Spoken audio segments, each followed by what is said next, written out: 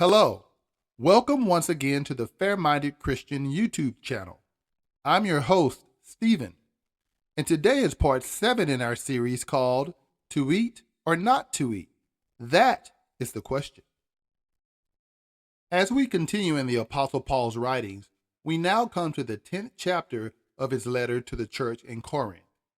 In this letter, he uses various Old Testament examples to warn the Christians in Corinth that although they are well within their rights to visit the pagan temples in the city so that they could purchase food at the adjacent meat markets, it would be better if they just simply stayed away from those areas entirely. His motive is to help them to avoid any involvement in the sin of idolatry.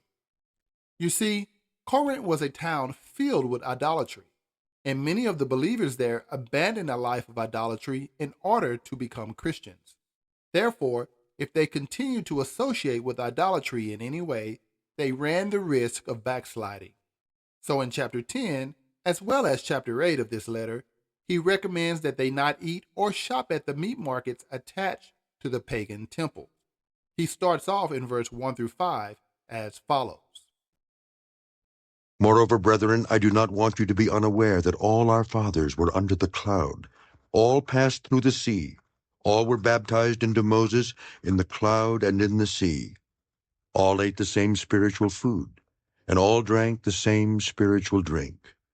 For they drank of that spiritual rock that followed them, and that rock was Christ. But with most of them God was not well pleased, for their bodies were scattered in the wilderness. In verses 1 through 5, Paul is referring historically to the Israelites who escaped ancient Egypt in the Exodus story. He calls them their fathers, which is from the Greek term patar, which means ancestor. And even though God brought them out of Egypt and provided for them, he was still displeased with some of them due to their continual association with idolatry. And according to verse 5, the result of God's displeasure was that rather than them reaching the promised land, many of them died, and their bodies were scattered throughout the wilderness. Now, Paul goes on in verses 6 through 13 to provide further details surrounding their idolatry as follows. Now these things became our examples, to the intent that we should not lust after evil things as they also lusted. And do not become idolaters as were some of them. As it is written, the people sat down to eat and drink and rose up to play.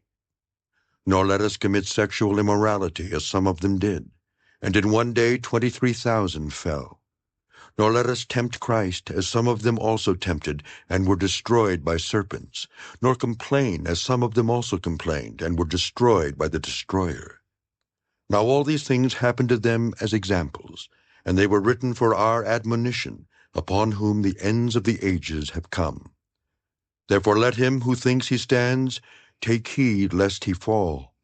No temptation has overtaken you, except such as is common to man. But God is faithful, who will not allow you to be tempted beyond what you are able, but with the temptation will also make the way of escape, that you may be able to bear it. So as you can see, idolatry was manifest among the ancient Israelites in 5 distinct ways. Number 1, their idolatry caused them to lust or covet for evil things. We see that in verse 6. Number 2, their idolatry caused them to become known as idolaters. We see that in verse 7. Number 3, their idolatry caused them to commit sexual immorality. We see that in verse 8. Number 4, their idolatry caused them to tempt or to provoke God. We see that in verse 9. And lastly, number 5, their idolatry caused them to complain, which is listed in verse 10. The reason that Paul is going into such detail with this historical example is to discourage the Christians in Corinth from having any type of affiliation with idolatry. He understood that as citizens of the Roman city of Corinth, they would be constantly tempted to engage in idol worship, due primarily to the idol temples in Corinth, which were directly linked to the local meat markets. And even though they were well within their rights to visit these meat markets in order to purchase and consume food, he was hoping that they would refrain from doing so. And he used the example of God's anger toward the ancient Israelites as a clear warning. A good example of this would be a person who was a previous alcoholic before becoming a Christian, and that person's favorite place to drink was at the local bar and grill, which served both food and alcohol. It would probably not be a good idea for them to continue going there after becoming a Christian.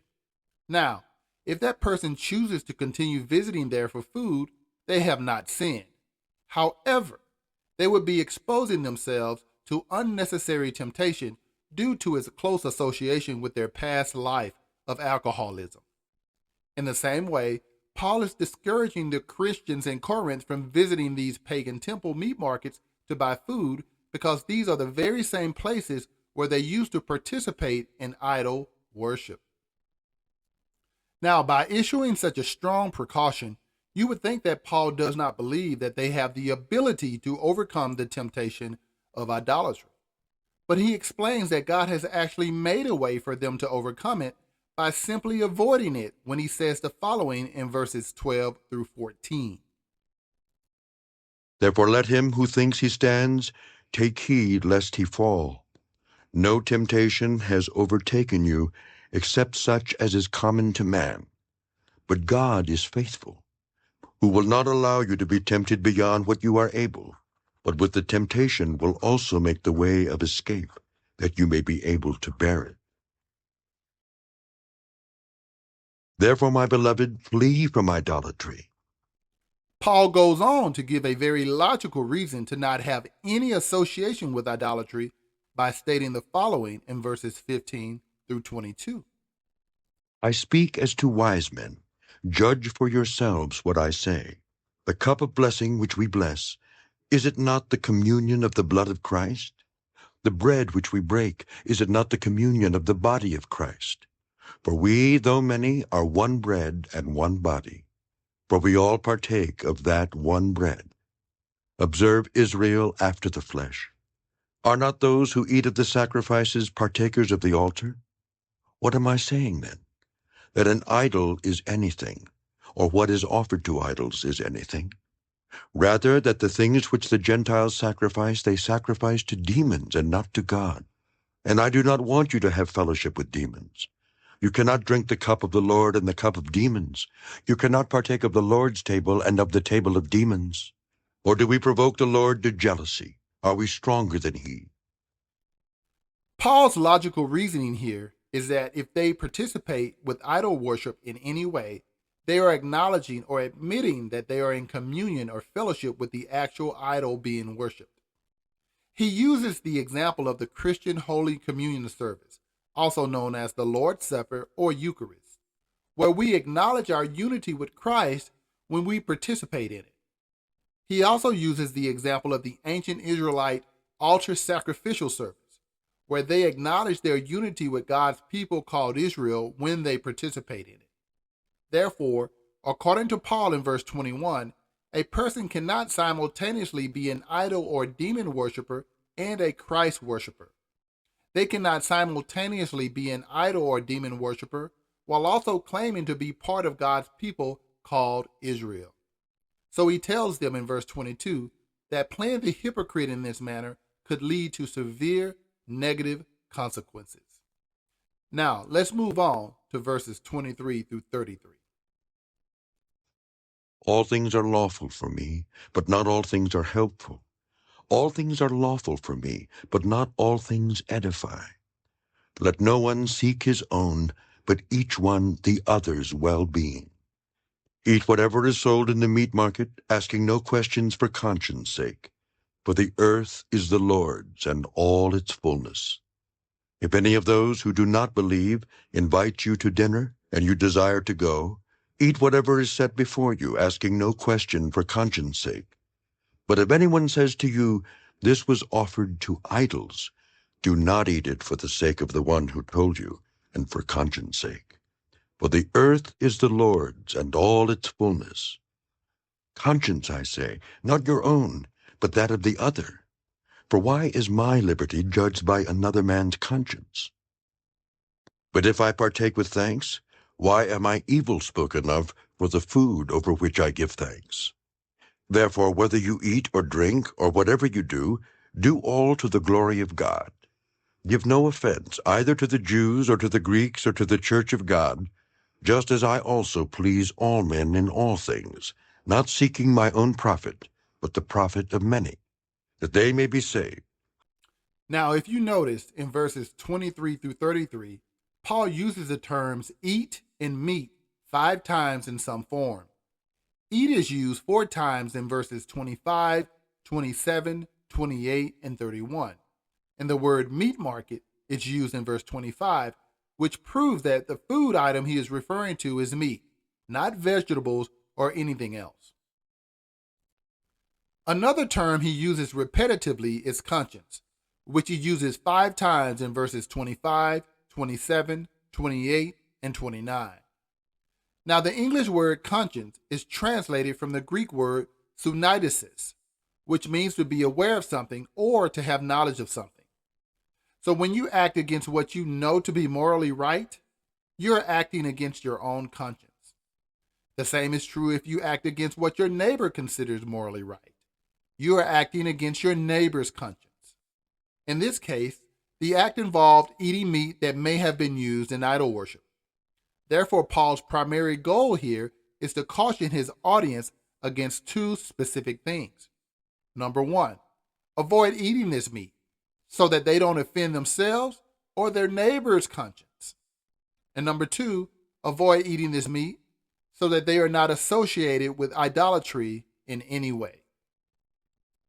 Now that we understand the context of Paul's message, let's back up a little bit and take a closer look at verses 23 through 27, where Paul makes the following statements. All things are lawful for me, but not all things are helpful. All things are lawful for me, but not all things edify. Let no one seek his own, but each one the other's well-being. Eat whatever is sold in the meat market, asking no questions for conscience sake. For the earth is the Lord's and all its fullness. If any of those who do not believe invite you to dinner, and you desire to go, eat whatever is set before you, asking no question for conscience sake. Based on our discussion thus far, we automatically know that when Paul says, all things are lawful to me in verse 23, and eat whatever is sold in the meat market in verse 25, and eat what is set before you in verse 27, he is only referring to meats from animals sacrificed to idols, not any other type of food. Now, Paul doesn't specify the type of animal the meat comes from, but his audience would have understood what he meant. And since he was a prior Jew who practiced Judaism, we know that this meat would have only come from animals God considered clean, according to Leviticus chapter 11. Unfortunately, though, many modern Christians misinterpret Paul's words here and assume that he is giving them the freedom to eat any type of meat that they choose without any regard for God's dietary laws in Leviticus 11, which specifically prohibit the eating of pork, shellfish, and various other types of animals. To misread Paul's words in these verses and conclude that he is declaring God's food laws obsolete is to presuppose something on the text that it does not say, since Paul does not explicitly state such a thing. Now, if Paul's intention here was to do something so drastic as to declare the dietary commands of God in Leviticus chapter 11 no longer apply, he would have at least specifically mentioned it, since he was a prior Jew who practiced Judaism. Therefore, the meat he is referring to in chapter 10 would have been understood to only include the clean animals in Leviticus chapter 11. So in conclusion, Paul's message in 1 Corinthians 10 is consistent with his message in 1 Corinthians 8, where he also covers this subject of eating meat from animals sacrificed to idols. And although it is allowable for them to do so, it would be better for all parties involved if they simply avoided it. And now, on to part 8 of our series called To Eat or Not to Eat. That is the question.